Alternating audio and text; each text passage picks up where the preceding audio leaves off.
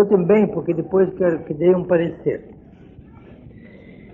Quem quer ver a divindade não a verá, porque ela é invisível.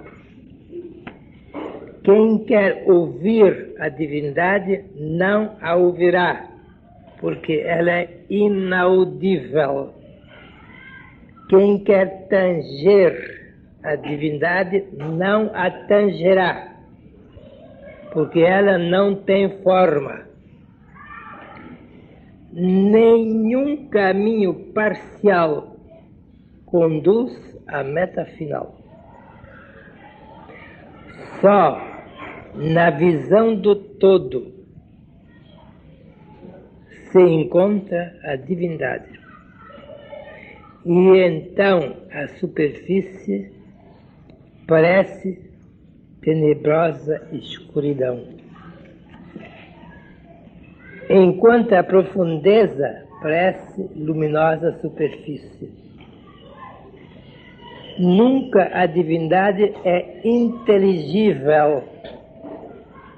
Ela permeia o universo sem fim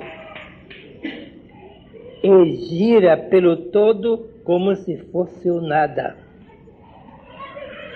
A divindade é uma forma sem forma. A divindade é o ser sem existir. É o mais insondável de todos os insondáveis. Quem encara a divindade não lhe vê a face. Quem segue o infinito o verá sempre fugitivo. Só quem sintoniza com o infinito, esse o conhece realmente, como os antigos o conheciam, eles que sabiam que todos os visíveis nascem do invisível. Isto é um tremendo desafio para a nossa acribia mental e para a nossa intuição espiritual. Digam com poucas palavras, qual é o resumo, a síntese deste capítulo? O que é que vocês veem neste capítulo? Que se possa dizer com 2 ou 3 palavras. Essa percepção do invisível está além dos nossos sentidos. A necessidade pode atingir pelos sentidos. Bem, isso é uma coisa. Eu quero ainda muito mais breve. Seria pelo sexto sentido. Bem, sexto sentido é uma fórmula muito moderna. O senhor diz a intuição nos faz sentido. Aqui ele fala de 2 coisas. Do nosso ego profano, do nosso eu místico e, finalmente, do nosso eu cósmico. Isso está nesse capítulo. O ego profano, o eu místico e o eu cosmificado, melhor cosmificado. E por isso temos que fazer primeiro um desenho geométrico. Vamos representar o eu pelo sinal positivo. Vamos representar o ego pelo sinal do finito. Isto é o sinal do infinito, este é o sinal do finito. Agora vamos fazer uma combinação entre os dois. Aqui está, primeiro, o nosso ego profano. Mas não começou com isso a nossa existência. A nossa existência começou com isto. Isto sem o ego, por enquanto. O que era isto? Nós já existimos assim alguma vez?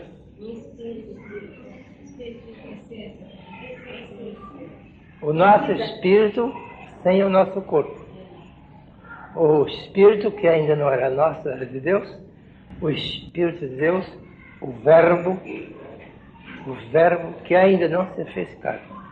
Cada um de nós passou por este processo. Não só o Cristo. Cada um de nós já foi Verbo antes de se fazer carne. Agora, o nosso verbo se faz carne. Agora, o verbo encarnado. O redondo é a nossa personalidade humana, o nosso ego. Agora, o eu divino, que era anterior ao nosso nascimento, que era uma centelha divina, como dizem os poetas, mas ainda não tinha corpo. Mas essa centelha divina que saiu da infinita fogueira da divindade andou procurando um corpo. Por que é que o Espírito de Deus, que ainda não era a nossa alma é aqui, mas isto é só o Espírito de Deus. Enquanto o Espírito não tem corpo, não é alma. Nós não podemos dizer que o Espírito de Deus seja alma. Ele se torna alma quando arranja um corpo. Então aqui, este Espírito divino se tornou anima. Anima, em latim, alma, em português, é aquilo que anima. A anima anima a matéria. O Espírito espiritualiza a matéria do nosso corpo. Isto agora, pela primeira vez, é um ser humano, isto aqui. Isto aqui é anterior ao nosso nascimento e à nossa concepção. Isso já existiu milhões de anos antes de nós nascermos. O Espírito de Deus em forma individual cósmica, mas ainda não em forma de alma humana. Podem compreender isto? Então aqui temos primeiro o Espírito de Deus individual, que é uma emanação da divindade universal. Pensem claramente. O Espírito de Deus individual é uma emanação da divindade universal. Isto existiu antes do nosso nascimento, em nós, em cada um de nós. Depois, este Espírito individual da divindade universal, no espaço, no cosmos, não aqui na Terra, andou buscando um corpo, um invólucro material. Andou buscando um invólucro material, o Espírito de Deus, que ainda não éramos nós. Ele andou procurando uma encarnação. O Verbo procurou uma encarnação. O Espírito procurou uma materialização. E formou o nosso corpo material. Os elementos materiais foram fornecidos pelos nossos pais, em forma muito primitiva. O Espírito não podia arranjar um corpo perfeito no princípio. Ele só podia arranjar uma célula. Duas células que se uniram e formaram uma célula. Nem eram duas células completas. A célula paterna não era uma célula completa. Era uma semicélula. E a célula materna também não era completa. Nem o espermatozoide, nem o óvulo eram células completas. Eram incompletos. Uma precisava da outra para darem uma célula completa. Finalmente aconteceu isto. O Espírito arranjou um veículo material. Arranjou um veículo material fornecido pelos nossos pais. A nossa encarnação, que nós chamamos geralmente a concepção. É a encarnação do Espírito em primeira forma. E por que é que o nosso Espírito fez isto? Por que é que ele andou em busca de um invólucro material? Porque ele precisava de uma resistência para a sua evolução. Eu já disse tantas vezes, não há evolução sem resistência. Onde não há oposição, luta, resistência, nada acontece. Não há evolução. Porque toda evolução supõe dois polos. Dois polos dão resistência. Um positivo e um negativo produzem resistência. Toda a natureza é baseada nesse princípio. Em toda a natureza, nada passa por evolução sem resistência. Tomem, por exemplo, a luz elétrica. A luz elétrica é formada de dois polos, polo positivo e negativo, que vieram da usina. Mas polo positivo e negativo não dão luz se não encontrarem resistência. Por isso, a nossa técnica lhes deu resistência. Inventou uns filamentos finíssimos como um cabelinho e mandou a eletricidade passar através deste filamento metálico que tem na lâmpada. Mas foi um problema. Quando a eletricidade passa por um filamento metálico, derrete tudo. E foi o grande problema de Thomas Edison.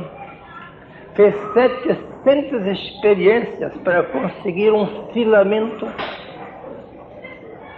que incandescesse, mas não se derretesse. E foi preciso descobrir um vácuo onde não há oxigênio dentro deste vidro não há oxigênio, e onde não há oxigênio não há combustão. Então, finalmente, ele descobriu que, botando um fiozinho finíssimo dentro de um vácuo sem oxigênio, a eletricidade passa por este fio e não derrete o fio. E por que é que dá luz? Se o fio é muito grosso, não dá nada. A eletricidade passa brincando. E o que é fácil não dá evolução. A evolução supõe dificuldade. Então foi necessário fazer um filamento tão fino como um cabelinho. Vocês podem ver. Onde passa a eletricidade parece um cabelo de metal. Então a eletricidade encontrou resistência. E a resistência produziu luz. Quanto mais fino é o filamento, maior é a resistência e mais luminoso fica o fio. Então a eletricidade encontrou resistência na passagem por um fio metálico. E esta resistência produziu luz.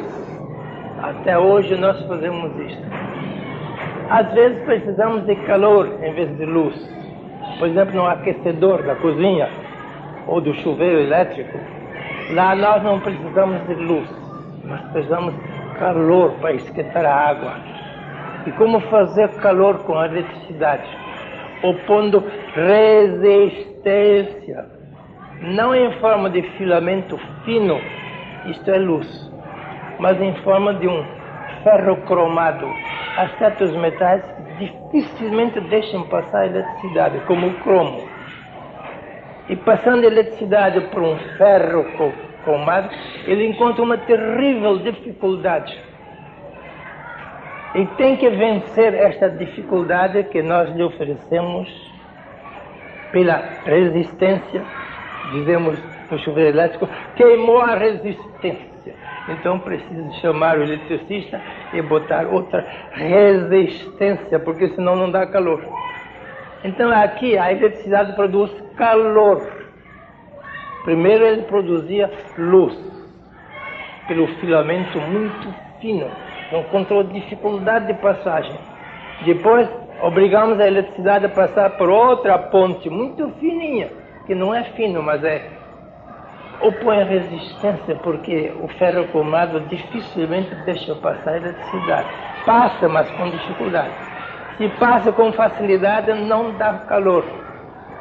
Se passa com dificuldade, é que dá calor. Já temos. Resistência elétrica produz luz e produz calor. Resistência. Terceiro, dínamo. Toda a nossa indústria é baseada no dínamo hoje em dia. Vocês vão lá e encontram um motor, que é um dínamo. O dínamo é um enrolamento enorme de fios isolados ao redor do núcleo de ferro, e o enrolamento produz força.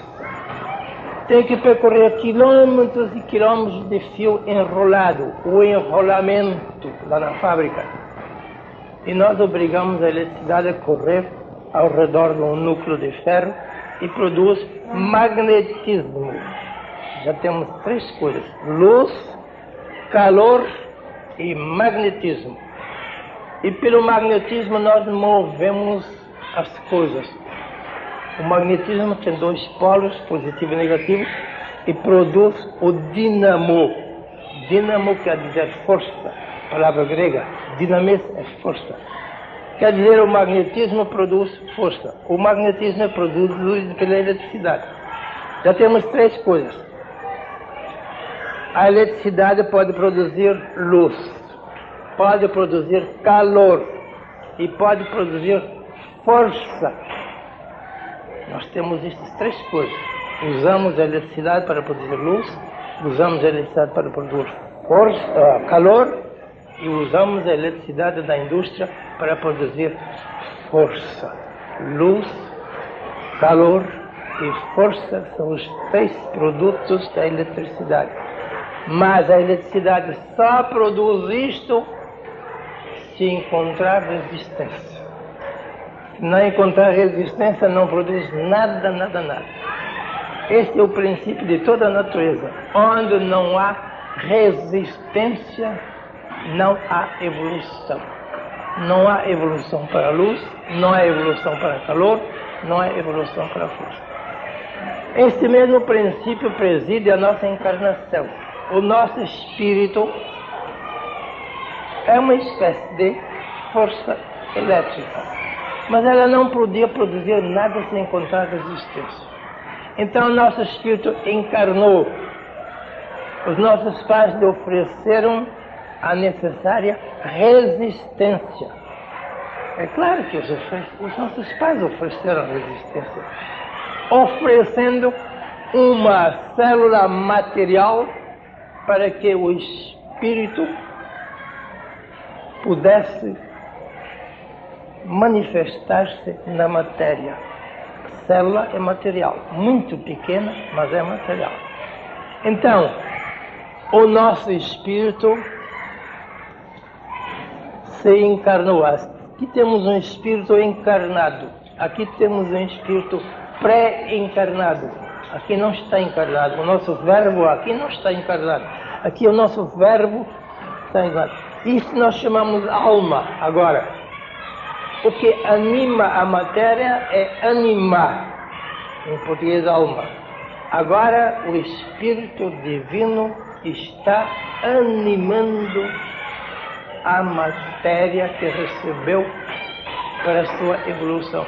Porque sem isto não pode evoluir, como vocês dizem, evolver, como eu digo. Não podemos passar por nenhuma evolução em forma puramente espiritual. O espírito precisa de um outro polo, que é a matéria. Espírito e matéria podem produzir evolução. Agora vamos começar com os processos de evolução. Aqui já tem duas coisas: o espírito e a matéria. Agora, pode acontecer o seguinte: pode acontecer isto, que a matéria seja maior que o espírito. Ou também pode acontecer isto, que os dois sejam iguais. E até pode acontecer isto, que o espírito seja muito maior que a matéria. Isto é, espírito abafado pela matéria.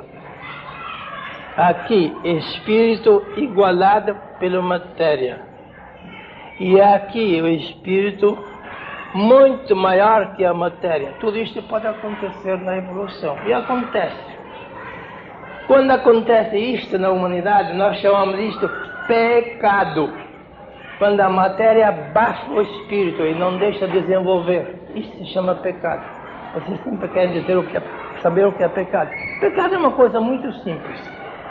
Quando o nosso ego material abafa o nosso eu espiritual, isso é pecado. Em muitas formas. Pode ser pecado de luxúria, pecado de ganância, pecado de egoísmo, mas sempre é a mesma coisa. quando a matéria prevalece contra o espírito. Isto é pecado. Agora, quando o espírito prevalece sobre a matéria, isso se chama redenção, salvação. Isto é o pecado. Isto é o início da redenção.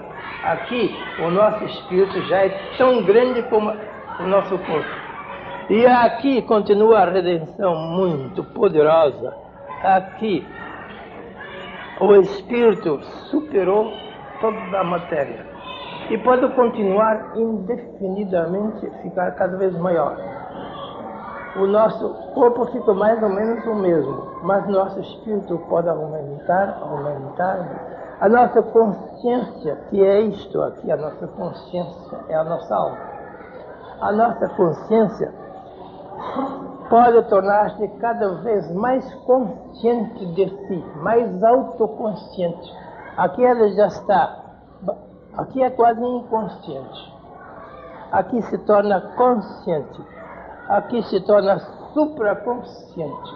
Talvez seja o caso do Cristo, que a consciência era muito maior que a matéria. Então, isso é mais ou menos o processo da nossa evolução. Agora vamos aplicar isto.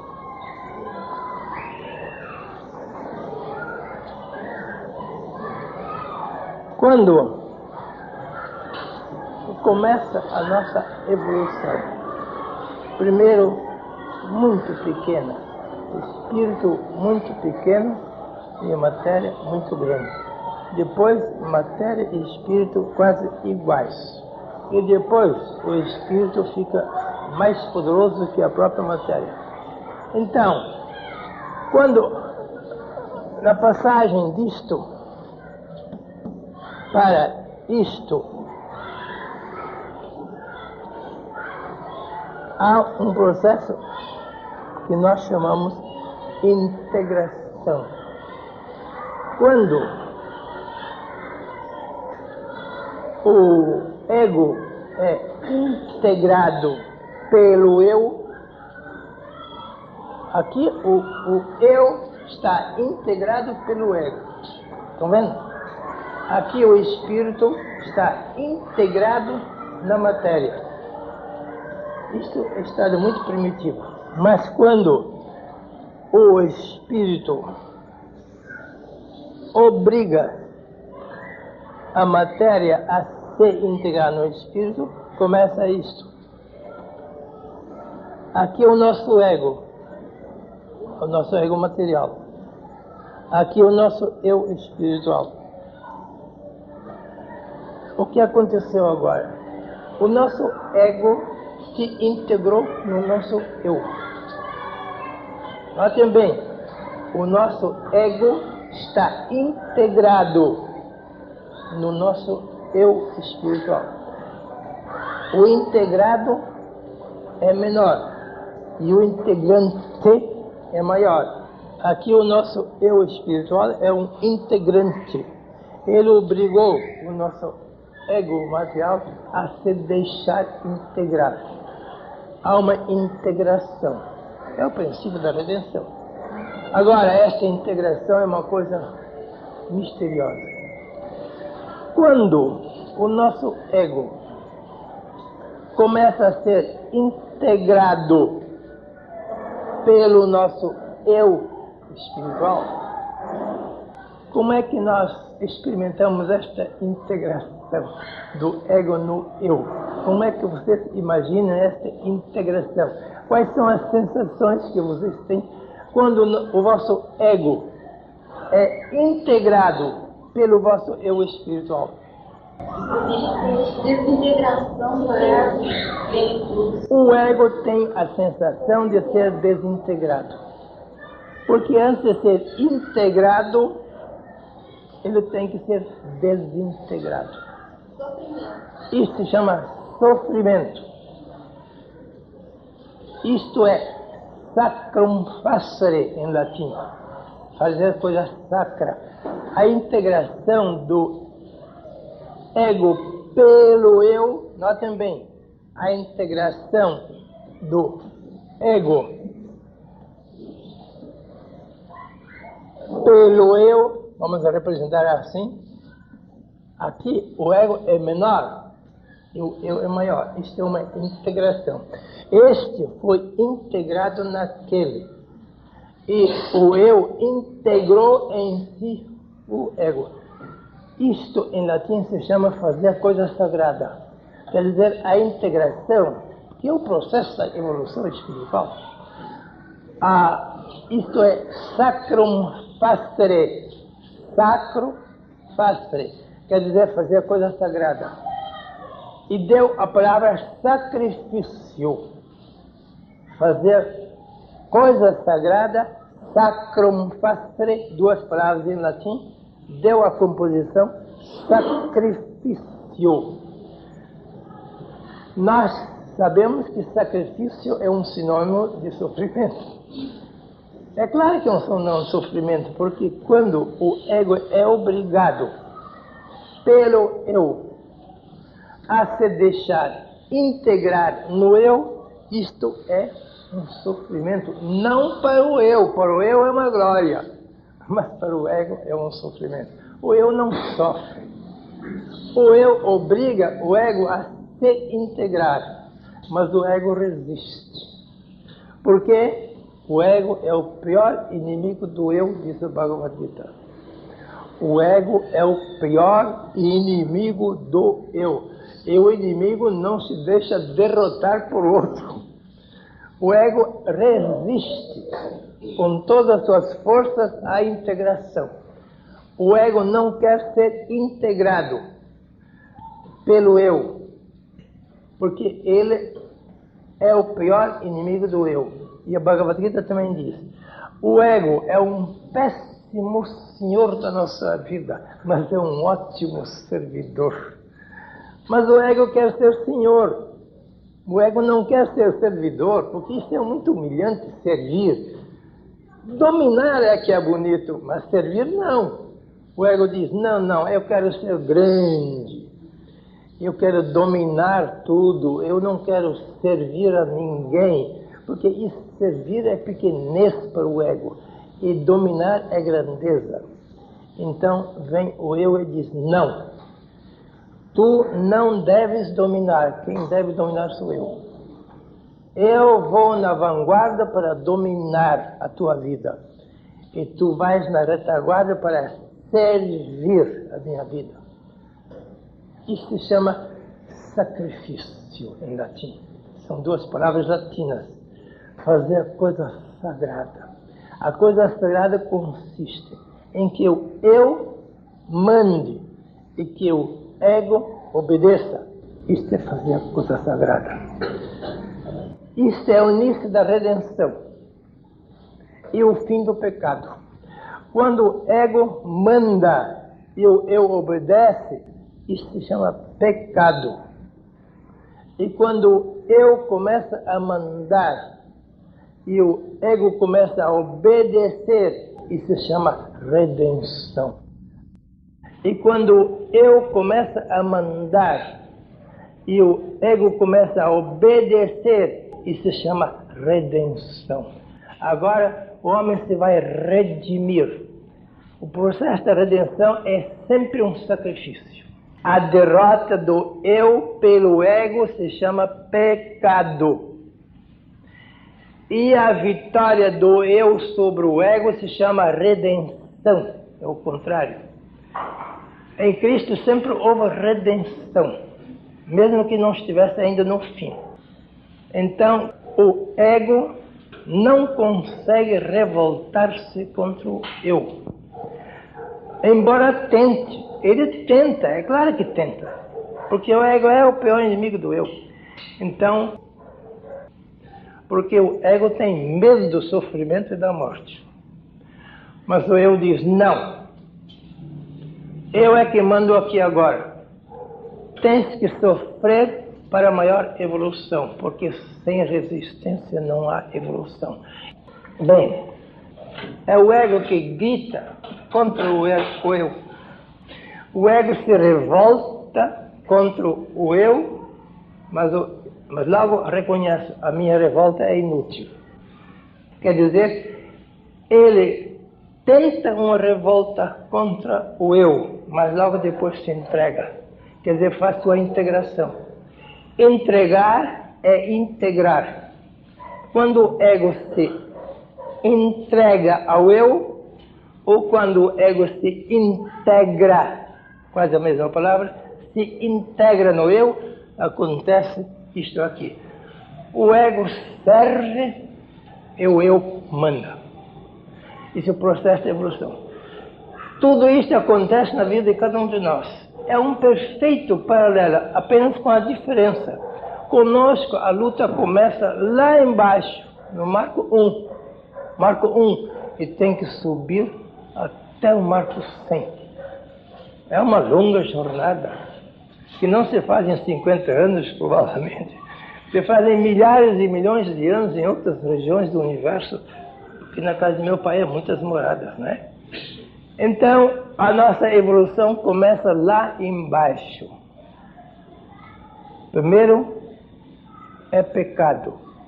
Quando o ego é mais forte que o eu, isso se chama pecado.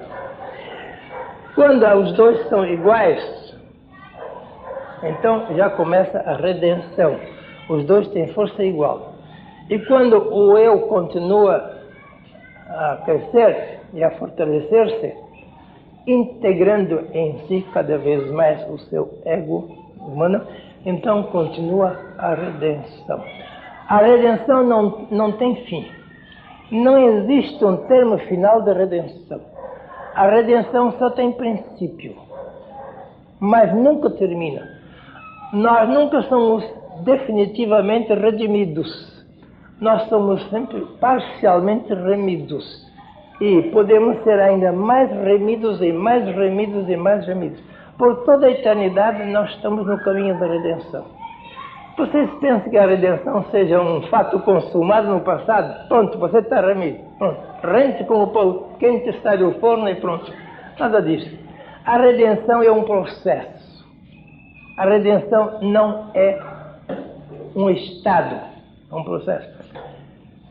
Também ninguém me pode redimir, exceto eu. Cuidado com a ideia de alo-redenção. Eu inventei a palavra alo-redenção. Alo é outro. Quando um outro me redime, então é alo-redenção. Mas não existe alo-redenção. Só existe autorredenção. Eu me devo redimir de mim mesmo. Isto é, eu me devo redimir da tirania do meu ego humano e tenho que levar o meu ego humano a se integrar no meu eu divino. Isto é redenção. Isto é autorredenção. Não existe alo-redenção. Isto também é auto-iniciação. Isso se pode chamar iniciação. Ou autorrealização. Tudo isso é a mesma coisa. Hoje se tornou conhecida a palavra autorrealização. Mas autorredenção, autoiniciação ou autorrealização é tudo a mesma coisa. É este processo quando os dois polos da nossa natureza humana, o polo material e mental do nosso ego e o polo espiritual do nosso eu, estão em luta. Em luta de evolução. A luta é necessária, porque sem isso não há evolução. Mas as leis cósmicas querem que haja evolução em cada um de nós. Que ninguém fique parado onde está. Não. Cada um deve desenvolver as suas potencialidades até o máximo. A evolução não termina nunca. Evolução, redenção é a mesma coisa. Então a nossa evolução continua por toda a eternidade. E pode tornar-se cada vez maior e maior e maior, maior. Também pode parar. Também é possível que aconteça o contrário. Pode acontecer, por exemplo, isto. O nosso eu, o nosso ego, e que o nosso ego se apaga. Se o nosso eu divino se o meu eu divino não luta pela sua vitória contra o ego humano, quanto o polo divino não luta devidamente contra o polo material e mental do meu ego, eles, segundo os grandes mestres da humanidade, pode apagar-se algum dia. Talvez não agora, mas algum dia. Eu vim, diz o mestre, para que os homens não pereçam, mas tenham a vida eterna. Ele supõe a possibilidade de perecer. Perecer seria isto: perder a sua centelha divina. Leiam a parábola dos talentos. O terceiro servo perdeu a sua centelha divina, a sua consciência humana. O primeiro servo da parábola dos talentos duplicou, quer dizer, se redimiu. Ele duplicou os 5 talentos em 10 talentos. Entre no gozo do teu Senhor. Redenção. O segundo servo, que tinha recebido 2 talentos, duplicou os 2 para 4. Servo bom e fiel, que foste fiel no pouco, constituir-te-ei sobre o muito. Entra no gozo do teu Senhor. 2 remidos, autorremidos. Quem os redimiu não foi alguém fora deles. Cada um se autorredimiu. O servo dos 5 talentos se autorredimiu para 10 talentos. E o servo dos 2 talentos se autorredimiu para 4 talentos. O terceiro não se autorredimiu. Porque ele não fez nada com o seu talento. E a natureza não permite estagnação. Cuidado com a estagnação. A natureza só aceita 2 coisas: evolução ou então involução. Ou para cima ou para baixo. Se alguém não faz evolução para cima, mas quer parar no meio, vai para baixo. É matematicamente certo. Quem não realiza evolução para cima e quer ficar na estagnação, no meio, parado, como fez o terceiro servo, não fez nada com o talento. Enterrou, sentou-se em cima e esperou o fim. Ele caiu na involução. Quem não tem evolução, diz o mestre, perderá até aquilo que ele tem. Perderá a possibilidade de uma evolução. Quem não realizou uma evolução, perderá a potencialidade para uma evolução. A potencialidade para a evolução era isto. Os outros fizeram isto. Os 2 fizeram isto. Mas o terceiro não fez nada. Ele simplesmente ficou parado. Ficou assim. Não fez nada.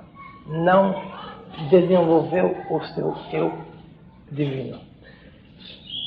E por causa desta estagnação, isto é uma estagnação, foi-lhe tirado isto. Bem, se tu não queres progredir espiritualmente, então vais perder a possibilidade de progredir.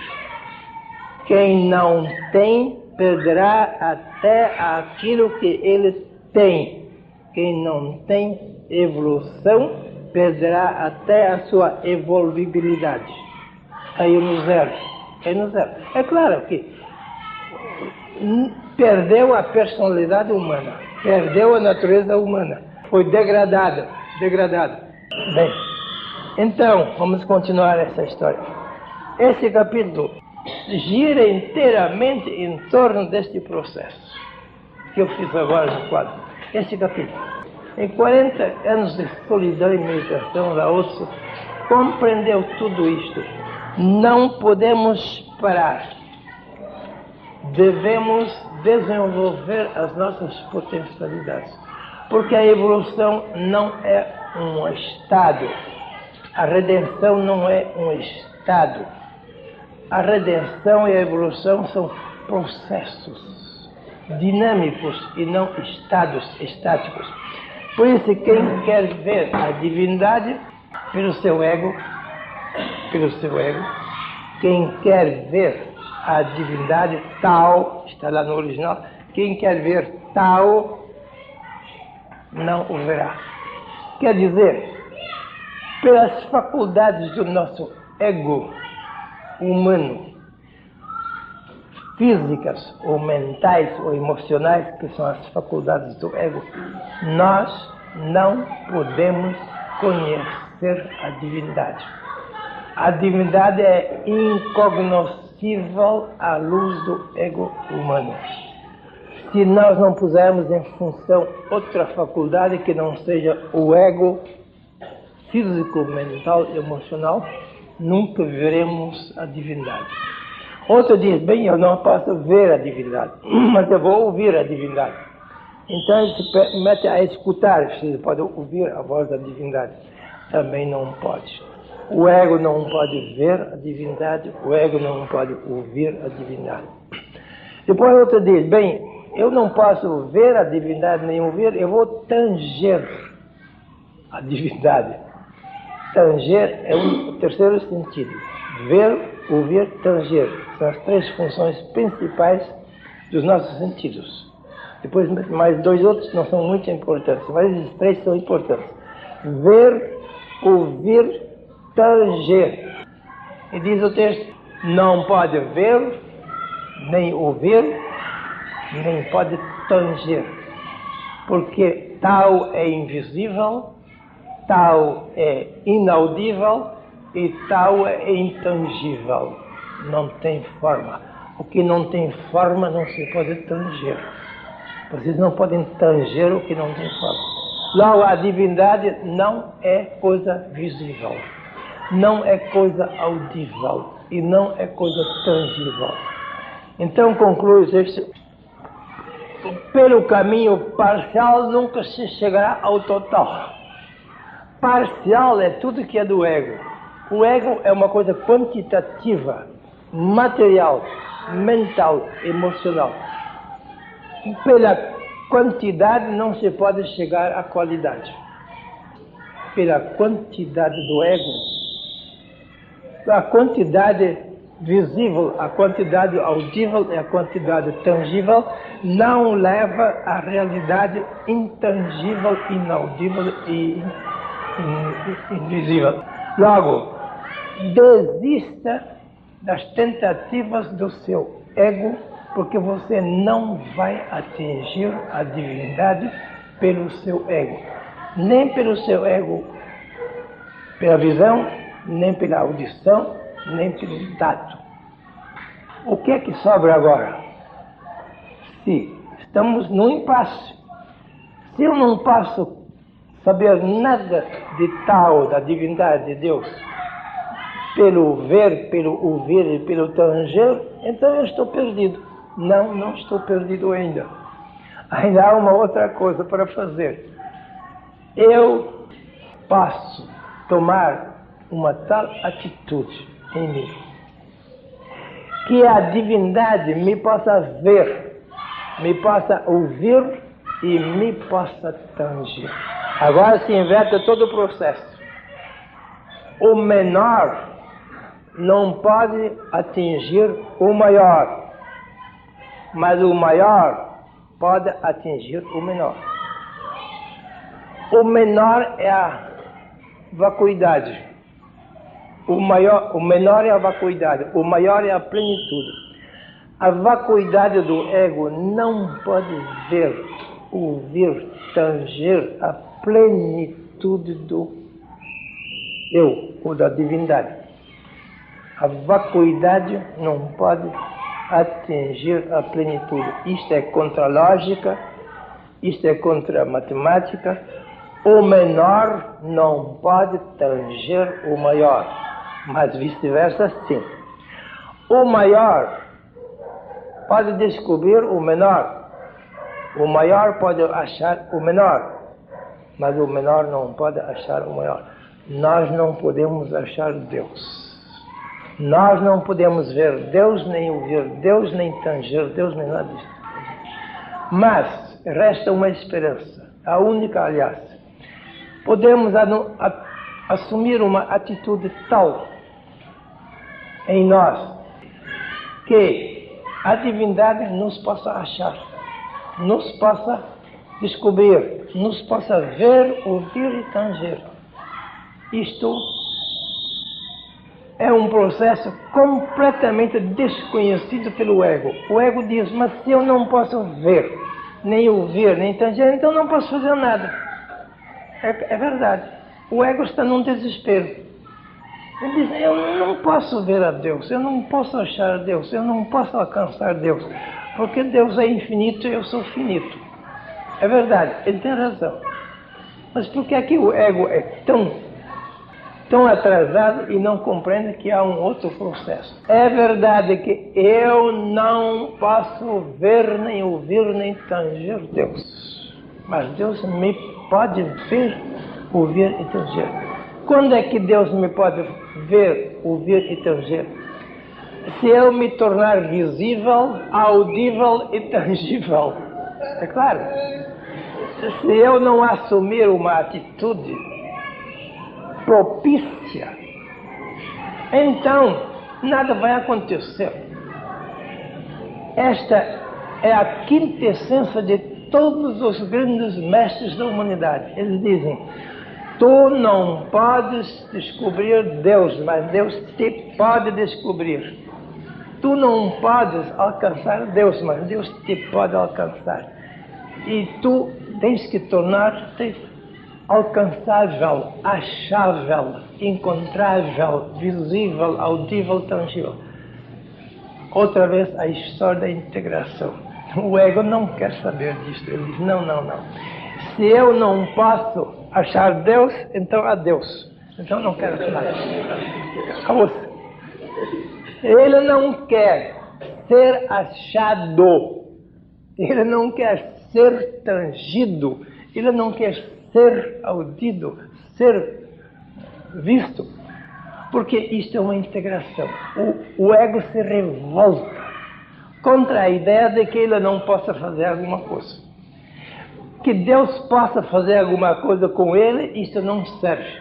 Porque isso é humilhante para o ego. O ego é tão ignorante como arrogante. O ego é ignorância, arrogância e companhia ilimitada. Pronto. Isto é o ego. Ele diz, mas se eu não posso descobrir Deus pela inteligência, então Deus não existe. É bobagem. Então ele inventa argumentos para provar a existência de Deus. Eu sou uma inteligência poderosa. Eu vou provar que Deus existe. Depois ele diz, não posso provar. Então Deus não existe. Se eu não posso provar, então é claro que Deus não existe. Porque se ele existisse, eu poderia provar. O ego é tão ignorante, ele pensa que pode provar Deus. E como ele não pode, porque a ignorância não pode provar a sabedoria, ele é também arrogante. Ele diz, bem, se eu não posso provar Deus, então ele não existe e acabou essa história. Sou ateu. Pronto. Quer dizer, o ego é ignorância, arrogância, companhia ilimitada. Pronto. Então os mestres dizem, não, faz favor de tomar uma atitude que eles chamam humildade. Humildade para nós é um termo horrível, porque ninguém gosta da palavra humildade. Pensa que é servilismo. Humildade não é servilismo. Humildade é reconhecer o que eu posso fazer e o que eu não posso fazer. Humildade é a verdade. Eu posso fazer certas coisas no plano horizontal do ego. Eu posso descobrir coisas na física, na química, na astronomia. Isso são planos horizontais do ego. Mas, se eu quero subir ao plano vertical do eu, acabou-se a minha sabedoria. Isso é humildade. Reconhecer o que eu posso fazer no plano horizontal do ego e aceitar o que eu não posso fazer no plano vertical superior. Isto é humildade. Mas isso é simplesmente a verdade. Reconhecer a minha capacidade e a minha incapacidade. Isto é humildade. Então, se o ego diz, eu posso fazer coisas na horizontal da inteligência, de sentidos, eu posso fazer alguma coisa. Mas quando começa a vertical da intuição espiritual, eu não posso fazer nada. Então eu tenho que entregar os pontos e dizer, bem, eu fiz o que pude. Pensei 99 vezes e não descobri nada, diz Einstein. Eu pensei 90 vezes, diz Thomas Edison, e não descobri nada. Está certo. Então, os grandes gênios dizem, bem, se eu fui no fim da minha inteligência e não descobri ainda a coisa, então eu tenho que fazer outra coisa. Eu devo entrar num grande silêncio auscultativo e devo receber uma mensagem do além, que ele chama intuição, inspiração ou revelação, tudo isso eles usam. Eu tenho que ficar na expectativa que alguém venha do além me revelar coisa que eu não posso descobrir. Os grandes cientistas, que são gênios, dizem, bem, eu pensei até onde podia pensar e não descobri a verdade.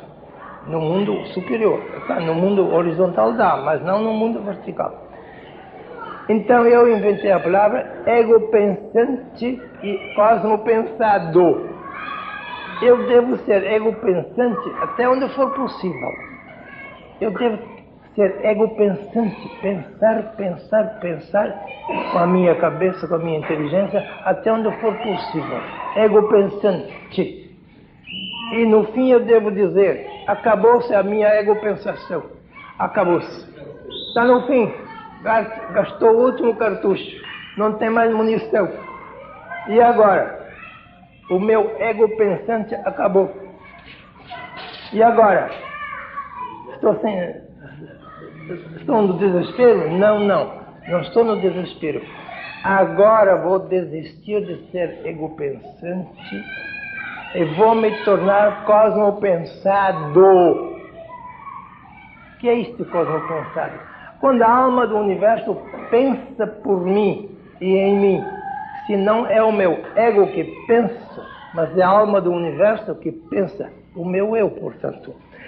Quando o meu ego está no fim das suas forças, então o meu eu começa a funcionar. Na teologia isso se chama graça de Deus. A graça de Deus é o fim do ego e o princípio do eu. Isto é a graça de Deus. Quando o ego está no desespero da sua ego-pensação e assume uma atitude de receptividade, de abertura, de humildade e diz, bem, agora eu estou no fim das minhas capacidades. Vamos entrar a escutar a mensagem do infinito. Então, se ele é bastante humilde, o ego, ele se põe na escuta, na auscultação. E então ele recebe mensagens da alma do universo. Ego sem eu sem ego e eu combinado com o ego. Isso está tudo nesse capítulo. Bem, vamos terminar aqui.